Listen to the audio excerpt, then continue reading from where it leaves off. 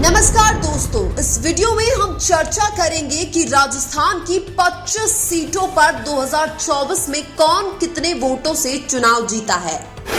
जिनमें सबसे पहले अगर बात करें कोटा लोकसभा सीट की, तो यहां पर बीजेपी के ओम बिरला को लगभग 7,50,000 वोट मिले हैं, जबकि कांग्रेस के प्रहलाद गुंजल को लगभग 7,08,000 वोट मिले हैं। यहां पर बीजेपी के ओम बिरला लगभग 42,000 वोटों से चुनाव जीते हैं। इसके बाद अगर बात करें नागौर लोकसभा सीट की, तो यहां पर बीजेपी की ज्योति मिर्धा को लगभग 5,54,000 वोट मिले हैं, जबकि कांग्रेस आरएलपी के हनुमान बेनीवाल को लगभग 5,96,000 वोट मिले हैं। यहां पर कांग्रेस आरएलपी के हनुमान बेनीवाल लगभग 42,000 वोटों से चुनाव जीते हैं। इसके बाद अगर बात करें राजसमंद लोकसभा सीट की, तो यहां पर बीजेपी की महिमा कुमारी को लगभग 7,81,000 वोट मिले हैं, जबकि कांग्रेस के दामोदर गुर्जर को लगभग 3,88,000 वोट मिले हैं। यहां पर बीजेपी की महिमा कुमारी लगभग 3,92,000 वोटों से चुनाव जीती है। इसके बाद अगर बात करें करौली धौलपुर लोकसभा सीट की, तो यहां पर बीजेपी की इंदु देवी जाटव को लगभग 4,31,000 वोट मिले हैं, जबकि कांग्रेस के भजनलाल जाटव को लगभग 5,30,000 वोट मिले हैं। यहां पर कांग्रेस के भजनलाल जाटव लगभग 99,000 वोटों से चुनाव जीते हैं। इसके बाद अगर बात करें जालौर सिरोही लोकसभा सीट की, तो यहां पर बीजेपी के लुम्बाराम चौधरी को लगभग 7,96,000 वोट मिले हैं, जबकि कांग्रेस के वैभव गहलोत को लगभग 5,94,000 वोट मिले हैं। यहां पर बीजेपी के लुम्बाराम चौधरी लगभग 2,02,000 वोटों से चुनाव जीते हैं। इसके बाद अगर बात करें श्रीगंगानगर लोकसभा सीट की, तो यहां पर बीजेपी की प्रियंका बैलान को लगभग 6,32,000 वोट मिले हैं, जबकि कांग्रेस के कुलदीप इंदौरा को लगभग 7,20,000 वोट मिले हैं। यहां पर कांग्रेस के कुलदीप इंदौरा लगभग 88,000 वोटों से चुनाव जीते हैं। इसके बाद अगर बात करें बीकानेर लोकसभा सीट की, तो यहां पर बीजेपी के अर्जुन राम मेघवाल को लगभग 5,66,000 वोट मिले हैं, जबकि कांग्रेस के गोविंद राम मेघवाल को लगभग 5,11,000 वोट मिले हैं। यहां पर बीजेपी के अर्जुन राम मेघवाल लगभग 55,000 वोटों से चुनाव जीते हैं। इसके बाद अगर बात करें पाली लोकसभा सीट की, तो यहां पर बीजेपी के पीपी चौधरी को लगभग 7,57,000 वोट मिले हैं, जबकि कांग्रेस की संगीता बेनीवाल को लगभग 5,12,000 वोट मिले हैं। यहां पर बीजेपी के पीपी चौधरी लगभग 2,45,000 वोटों से चुनाव जीते हैं। इसके बाद अगर बात करें चूरू लोकसभा सीट की, तो यहां पर बीजेपी के देवेंद्र झाझड़िया को लगभग 6,55,000 वोट मिले हैं, जबकि कांग्रेस के राहुल कस्वा को लगभग 7,28,000 वोट मिले हैं। यहां पर कांग्रेस के राहुल कस्वा लगभग 72,000 वोटों से चुनाव जीते हैं।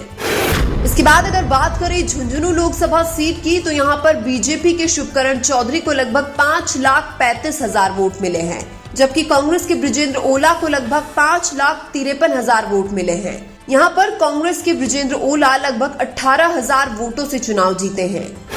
इसके बाद अगर बात करें भरतपुर लोकसभा सीट की, तो यहां पर बीजेपी के रामस्वरूप कोहली को लगभग 5,28,000 वोट मिले हैं, जबकि कांग्रेस की संजना जाटव को लगभग 5,80,000 वोट मिले हैं। यहां पर कांग्रेस की संजना जाटव लगभग 52,000 वोटों से चुनाव जीती है। इसके बाद अगर बात करें चित्तौड़गढ़ लोकसभा सीट की, तो यहां पर बीजेपी के सीपी जोशी को लगभग 8,88,000 वोट मिले हैं, जबकि कांग्रेस के उदयलाल आंजना को लगभग 4,78,000 वोट मिले हैं। यहां पर बीजेपी के सीपी जोशी लगभग 3,90,000 वोटों से चुनाव जीते हैं। इसके बाद अगर बात करें उदयपुर लोकसभा सीट की, तो यहां पर बीजेपी के मन्नालाल रावत को लगभग 7,38,000 वोट मिले हैं, जबकि कांग्रेस के ताराचंद मीणा को लगभग 4,76,000 वोट मिले हैं। यहां पर बीजेपी के मन्नालाल रावत लगभग 2,61,000 वोटों से चुनाव जीते हैं। इसके बाद अगर बात करें टोक सवाई माधोपुर लोकसभा सीट की, तो यहां पर बीजेपी के सुखबीर सिंह जौनपुरिया को लगभग 5,58,000 वोट मिले हैं, जबकि कांग्रेस के हरीशचंद्र मीणा को लगभग 6,23,000 वोट मिले हैं। यहां पर कांग्रेस के हरीशचंद्र मीणा लगभग 65,000 वोटों से चुनाव जीते हैं। इसके बाद अगर बात करें सीकर लोकसभा सीट की तो यहां पर बीजेपी के स्वामी सुमेधानंद सरस्वती को लगभग 5,86,000 वोट मिले हैं, जबकि कांग्रेस सीपीआई के अमराराम को लगभग 6,59,000 वोट मिले हैं। यहां पर कांग्रेस सीपीआई के अमराराम लगभग 73,000 वोटों से चुनाव जीते हैं। इसके बाद अगर बात करें भीलवाड़ा लोकसभा सीट की तो यहां पर बीजेपी के दामोदर अग्रवाल को लगभग 8,07,000 वोट मिले हैं, जबकि कांग्रेस के सीपी जोशी को लगभग 4,53,000 वोट मिले हैं। यहां पर बीजेपी के दामोदर अग्रवाल लगभग 3,54,000 वोटों से चुनाव जीते हैं। इसके बाद अगर बात करें अलवर लोकसभा सीट की तो यहां पर बीजेपी के भूपेंद्र यादव को लगभग 6,32,000 वोट मिले हैं, जबकि कांग्रेस के ललित यादव को लगभग 5,84,000 वोट मिले हैं। यहां पर बीजेपी के भूपेंद्र यादव लगभग 48,000 वोटों से चुनाव जीते हैं। इसके बाद अगर बात करें अजमेर लोकसभा सीट की तो यहां पर बीजेपी के भागीरथ चौधरी को लगभग 7,47,000 वोट मिले हैं, जबकि कांग्रेस के रामचंद्र चौधरी को लगभग 4,17,000 वोट मिले हैं। यहां पर बीजेपी के भागीरथ चौधरी लगभग 3,30,000 वोटों से चुनाव जीते हैं। इसके बाद अगर बात करें झालावाड़ 12 लोकसभा सीट की तो यहां पर बीजेपी के दुष्यंत सिंह को लगभग 8,65,000 वोट मिले हैं, जबकि कांग्रेस की उर्मिला जैन भाया को लगभग 4,94,000 वोट मिले हैं। यहां पर बीजेपी के दुष्यंत सिंह लगभग 3,71,000 वोटों से चुनाव जीते हैं।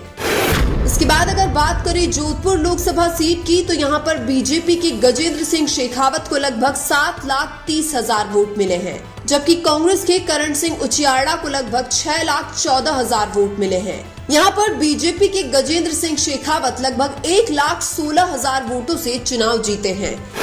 इसके बाद अगर बात करें जयपुर शहर लोकसभा सीट की तो यहां पर बीजेपी की मंजू शर्मा को लगभग 8,86,000 वोट मिले हैं, जबकि कांग्रेस के प्रताप सिंह खाचरियावास को लगभग 5,55,000 वोट मिले हैं। यहां पर बीजेपी की मंजू शर्मा लगभग 3,31,000 वोटों से चुनाव जीती है।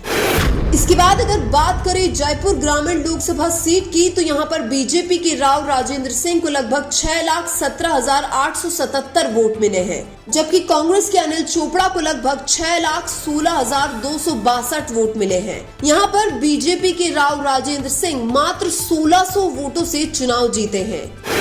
इसके बाद अगर बात करें बांसवाड़ा लोकसभा सीट की तो यहां पर बीजेपी के महेंद्रजीत सिंह मालवीय को लगभग 5,73,000 वोट मिले हैं, जबकि कांग्रेस बीएपी के राजकुमार रोड को लगभग 8,20,000 वोट मिले हैं। यहां पर कांग्रेस बीएपी के राजकुमार रोड लगभग 2,47,000 वोटों से चुनाव जीते हैं। इसके बाद अगर बात करें दौसा लोकसभा सीट की तो यहां पर बीजेपी के कन्हैयालाल मीणा को लगभग 4,09,000 वोट मिले हैं, जबकि कांग्रेस के मुरारीलाल मीणा को लगभग 6,46,000 वोट मिले हैं। यहां पर कांग्रेस के मुरारीलाल मीणा लगभग 2,37,000 वोटों से चुनाव जीते हैं।